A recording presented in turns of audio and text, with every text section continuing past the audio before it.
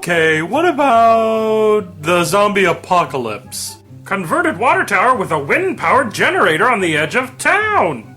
I thought that was a rusted hulk. On the outside, but on the inside it is the fortress of not dyingness. And you own it? Property rights won't matter during the zombie apocalypse, just rule of the gun. What about alien invasion? Same as the robot revolution. The empty copper mine off Route 3. It's stocked and ready for a long siege of any type. And the residual copper will scramble any sensors, whether they be from killer robots, bloodthirsty aliens, or mechanized death shrimp. Mechanized death shrimp. It's not as unbelievable as the government would lead you to believe. How about, I don't know, a Bigfoot uprising? Localized or worldwide? What the fuck, worldwide. The big feet aren't going to take it anymore, and they've taken to the streets, killing every person they see. Then that would be the water tower again, but I'd be sure to pack my supply of armadillo musk for the duration of the uprising. What's the musk for?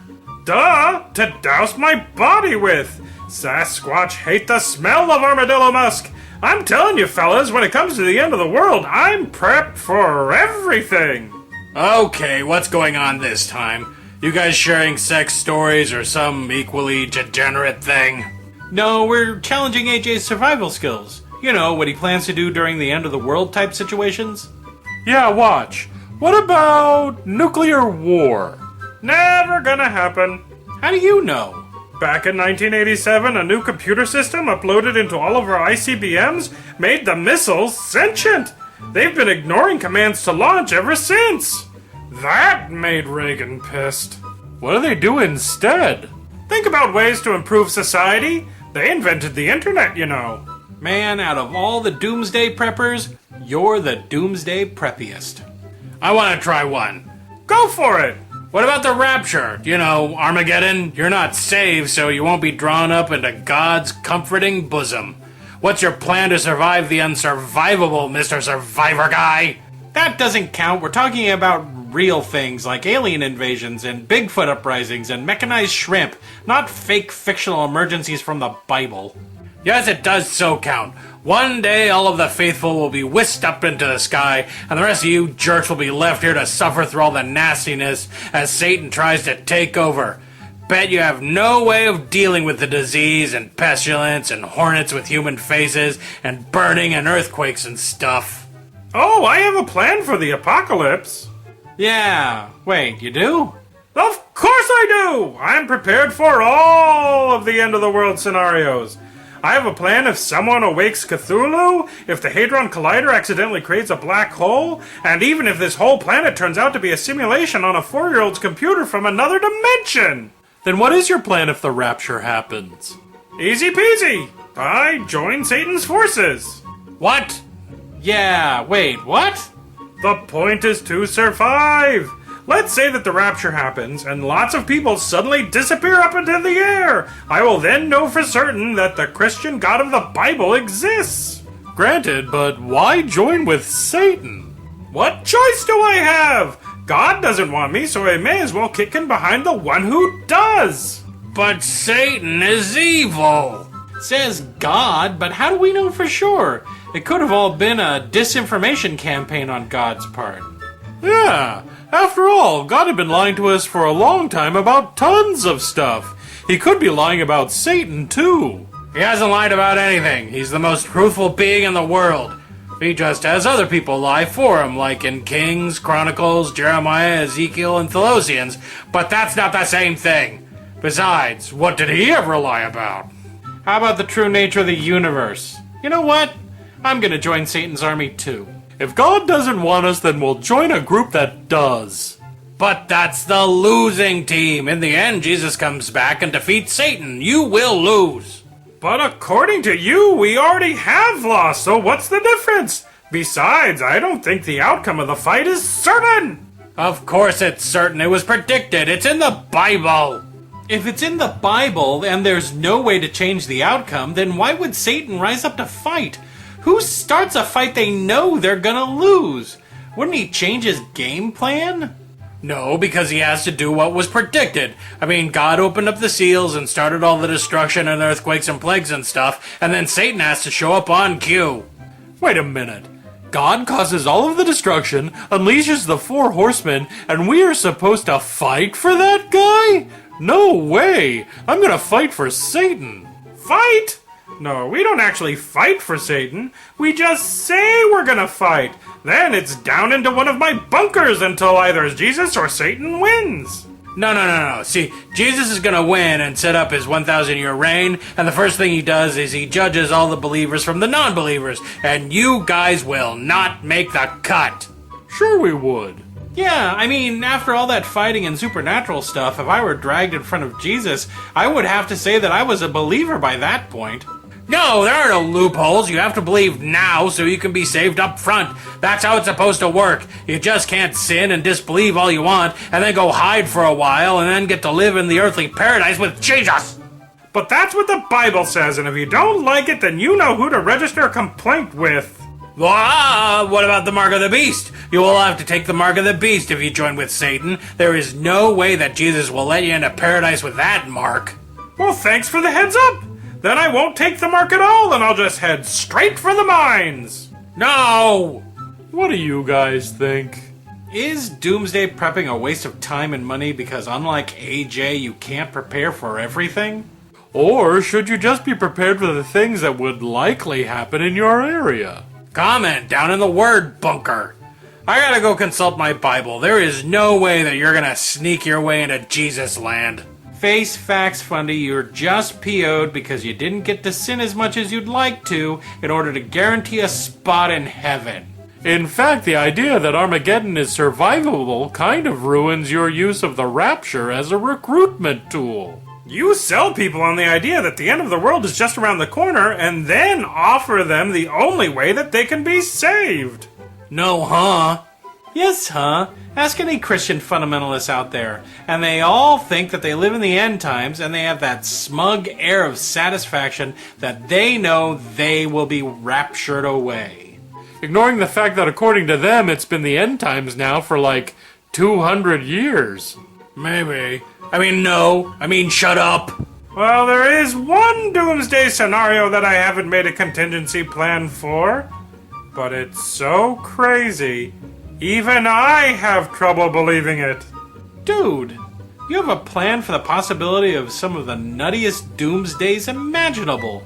What could be so crazy that not even you can contemplate it? Well, what if Opinion-Ville was nothing more than a YouTube show, and we were just puppets being performed by one middle-aged crazy person? That's the stupidest thing I've ever heard. Yeah.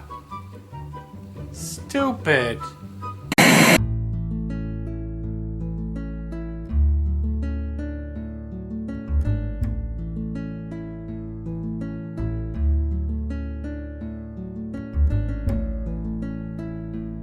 Hello, my fellow Opinion Villagers. Today is Friday, May 9th, 2014, and it's Occupational Safety and Health Professionals Day, Child Care Provider Day, Fantastic Friday, Military Spouse Appreciation Day, and National Special Abled Pets Day. So be sure to celebrate this sacred holiday appropriately by eating a differently abled pet. And now, on to the questions. First up, Colin Mason asks, intimate question for everyone. What's your favorite pizza? After an exhaustive survey conducted by the only pizza joint in town, Forget About It's Pizza, the most popular pizza in Opinion-Ville is Forget About It's Pizza. What a surprise. They only serve cheese pizza. Run what clip? Forget About It's Pizza, the only and most popular pizza establishment in Opinion-Ville, which specializes in cheese pizza, now introduces a new step forward. Pepperoni. Yes, that's right. 2 whole varieties of pizza to choose from. Only at Forget About It's Pizza, next to the House of Ammonia in the Blankwood Center Mall. Open till 9. That was not a clip. That was a commercial. The Amazing Flying Atheist asks, Intimate question. Would you be willing to go on the Drunken Peasants show if offered? Probably. I don't know. I haven't really listened to the show to draw an opinion. Just a second. Sure. Joel James asks, intimate question for Oswald. Have you accepted Jesus into your heart? Not really. There's only really room in my heart for blood. I can't really fit a whole person in there. Not without dying. Textbook Case asks, question for me, Jason. Is that a 47 caliber Navy pistol on your shelf next to the Type 1 phaser? Actually, it's an 1860 Colt Army revolver, and it's a replica. I have a couple of them. I also have a replica Lamat revolver, which is fun. I'm an actor, and I've been doing it for a really long time, so I have a lot of props lying around amongst all of my finer geekery. Charles Kunkel Jr. asks, intimate question for Oswald. Why are you so cute? And will you come live with me? The answer to those questions are because, and I have to go ask my mom. The last time I went to go live with a stranger who propositioned me over the internet, he tried to take a bath with me, and then I got angry and I set his house on fire with him locked inside. And I wouldn't let him come out until he apologized to the police. Well, that went dark. So that's it, my little ponies. Until next time, this has been Jason with a D.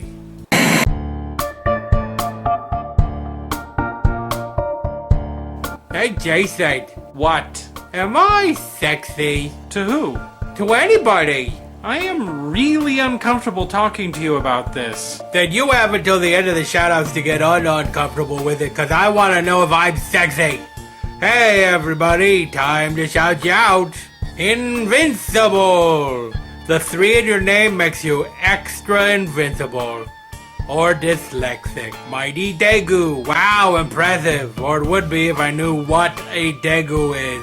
Mr. Night Shadow X. Part spy, part vampire. I see dead ants. I do too every time I go out with my magnifying glass. 500 cake.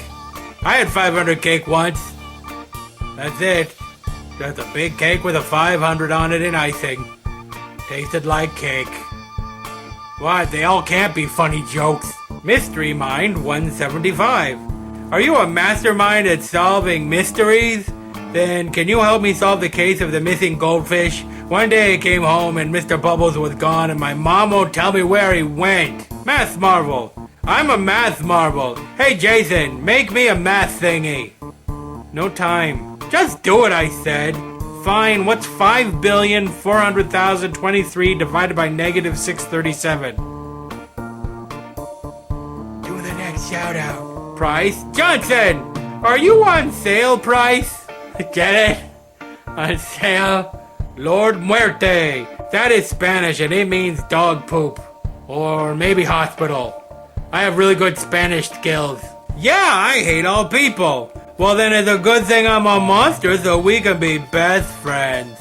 Okay, that's all. Remember, if you want me to make fun of your name, let Jason with a D know. Bye. Now tell me if I'm sexy. Do I have to? You do not have a choice. Alright, look, I'm sure you're sexy to somebody. Not me, but somebody. Oh, so those guys in the comment section only like me because of my sexy, sexy body. My whole body just went ugh. You're just jealous because you don't got lots of people who want to kidnap you as a sex slave. Actually, yeah. Trudeau here with even more suggestions for what you could have done instead of watching puppets devour your spare time. Cynical Otter says that they could have sugared their legs while watching Upworthy videos. How? The Amazing Flying Atheist says he could have made several more accounts on YouTube. And Practical Magic 9 says that their sock drawer is in need of alphabetizing. So there's that. See? You could have had smooth legs, several sock accounts, and organized socks. Eesh. Maybe we are providing a service to people.